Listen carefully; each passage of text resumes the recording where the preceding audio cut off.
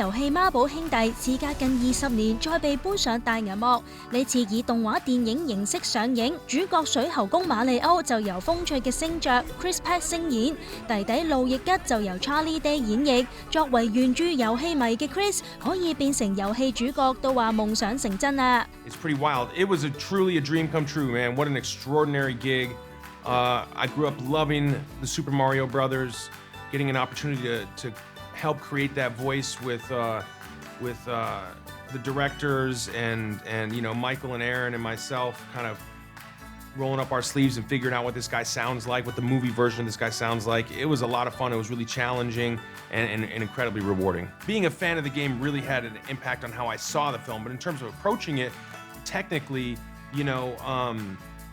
I knew a lot about the character. I was able to be part of that collaborative team to help bring the story to life, to determine who he is, where should we meet him, how should we meet him, what does he care about,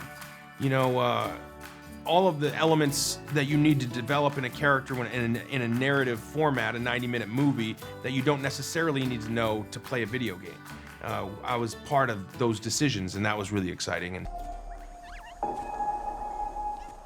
do not touch that mushroom, you'll die! Oh, I'm sorry. That one's perfectly fine. Come on, Mario! Mushroom Kingdom, here we come. That's sort of the beauty of this medium is, they're just rolling audio and you can just say a million different versions of the same line and you know what the character's trying to say, and so you can say what's written, you can say what's not written to attempt to, get that meaning across, and really you just throw a million things at the wall and you see what sticks. And then when they cut together a little bit of the movie and show it back to you, they say, okay, this is the stuff that's really working, let's work in this area. So you're constantly refining and the voice is constantly evolving, and you get immediate feedback from like your previous sessions to determine which tone is right and which sound is right or how much of the accent is right. And so it was a real challenge, and man, I loved it. I hope we can do some more. I approach it differently. I always kind of come at it like, all right, who's the character? What kind of voice do I want to do? It's never going to sound too different from my own voice because I think I have a distinct sounding tone. But yeah, the whole thing, beginning to end, was an interesting journey, and I really enjoyed it. I kind of wish I could be recording more Luigi right now. I really just kind of got into it and fell in love with the guy. 遊戲中嘅大奸角庫巴就由搞笑能手Jack Black 聲演。經過佢對角色嘅了解，呢個大 boss 除咗痴迷公主之外，性格上原來仲有唔少特質㗎。Because everyone knows he's a fire-breathing dragon who's filled with evil, but what a lot of people don't know is that he's also very insecure and also very jealous and very petty and very greedy. Got to improv tons. I would always do the lines as written.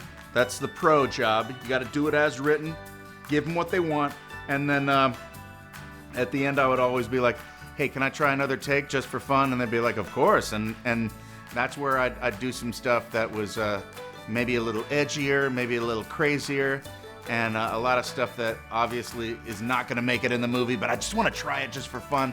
And sometimes that stuff does make it in the movie. I got to see the movie early, an early cut of it, and I was so blown away because when you're recording the voice, you don't really have a clear image of what it's going to look like. What are these characters going to look like? What are the backgrounds going to look like? Just like the fields of mushrooms and all of this incredible rainbow backgrounds.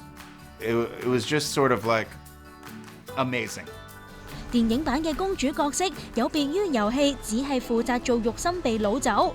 由 Anya Taylor-Joy 飾演嘅碧姬公主會悉心訓練馬里歐，揾到佢嘅強大力量過關升呢 Anya 都好享受呢次聲演嘅體驗，而其他演員為咗演活其他經典角色都各施其法啦。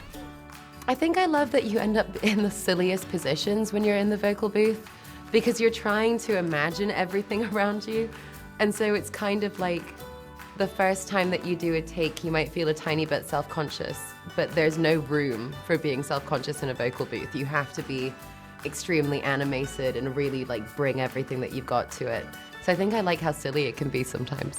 When I got to the director, I was using my voice as you hear it now, And the director's like, I like what you're doing. Can you get it a little bit higher? And I was like, oh, yeah, sure. I get a little bit higher. He says, can you get it even higher than that? And I'm like, yeah, I can get it a little bit higher than that. And he's like, can you get it higher than that? And I was like, well, let's see how tight these pants are. I mean, you know what I mean? And so we got it up there. And then what I did, I started thinking about just Keegan, just pretend you're on helium. Just pretend you're on helium the whole time. But I don't think he really speaks in the games, you know? And so it was more about trying to come up with like a funny character and that had a dynamic that worked well on a scene-to-scene basis with. I improvised a lot and gave them a lot of different options and just tried to throw a ton of stuff at them and they can then kind of sort through it and see what they like.